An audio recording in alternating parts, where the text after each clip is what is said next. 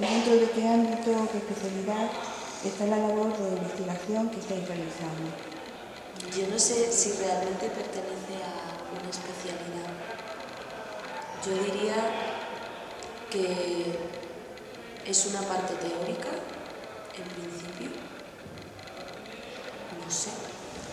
Pero en cualquier caso yo creo que el objetivo también es un poco ver en qué consiste realmente la investigación en Bellas Artes, que es algo que de por sí no está claro.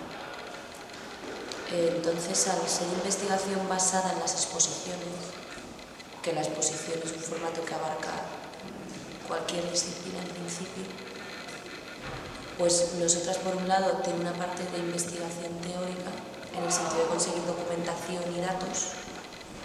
No sé si eso entraría dentro de la sociología. Con respecto al arte es que es muy difuso todo, ¿no?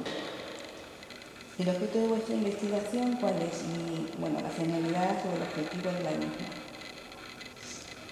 Pues precisamente eso, el de dar visibilidad a cosas que normalmente no se suelen ver dentro de una exposición o en un formato expositivo. Más o menos sería eso, antes de que se inaugure la exposición. Eso por un lado, y luego también el tema de que la documentación, sea del tipo que sea, no se convierta en montones de papeles almacenados, ¿no? Sino también es una investigación un poco de formatos de archivos de documentación. Ahí es donde digamos que metemos la parte más plástica. ¿Cuál es la diferencia que habéis visto vosotros entre curador y comisario? La pregunta es muy llena. De hecho, el proceso es que ahora en español se está empezando a hablar de curadores en vez de comisarios. Y eso quizá tenga una significación, porque en un principio entendíamos que simplemente era la palabra en español es comisario y la palabra en inglés es curator.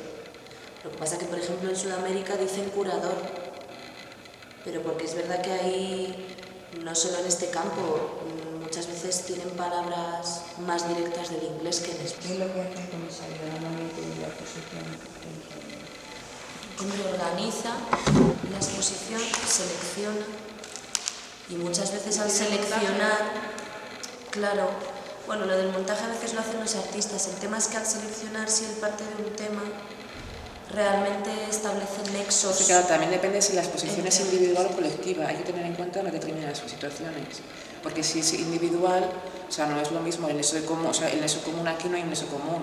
Es la obra del artista en particular, el artista tiene su discurso y él apoya ese discurso en cierta manera, ¿no? Pero si fuera colectiva, sí que habría un nexo común, que todos los artistas girarían en torno a ese tema propuesto por el comisario, y entonces sería él el que une todas esas... Y ¿no? Es él el que genera discurso. Claro. Entonces parecía que se entendía que el comisario era como el marchante, como el que te lleva, ¿no? Y te vende, pero realmente el papel del comisario parece que va mucho más allá. Claro, o sea, respalda quizás el discurso del artista, pero el artista tiene siempre el discurso, no siempre tiene el discurso. No siempre, muchos artistas no tienen el discurso, me refiero a la hora de presentar su discurso. Yo creo que hay galeristas que se comportan como comisarios, o sea, en el sentido de que no solo es que vendan una obra, sino que promueven también, incluso participan en la generación de ideas en un momento dado. Y luego también depende de los sitios, porque por ejemplo depende si es un centro público de una capacidad determinada, valoran tanto al comisario como al artista. En otros valoran más al comisario que al artista y en otros viceversa, pero normalmente... Del archivo, porque habéis tenido antes una especie de archivo que está dentro de la trasera, ¿en qué sitio está? ¿Ahí si está por aquí o sigue por aquí? Hombre, existe un archivo físico que el objetivo era, y luego hay otro en proceso, el objetivo era poder almacenar de alguna forma las intervenciones que aquí se hicieron, físicas. Porque hubo paneles y hubo una serie de cosas. Entonces, en principio, se creó un archivador físico y luego está en proceso, que no está hecho, que solo iba a hacer Ana, otra del grupo que no está, unas cajas, una especie de maquetas de lo que aquí fue.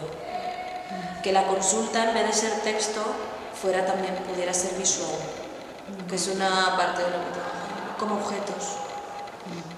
Sí, que es una cápsula al final de cada proyecto como que contuviese todo lo que habíamos hecho.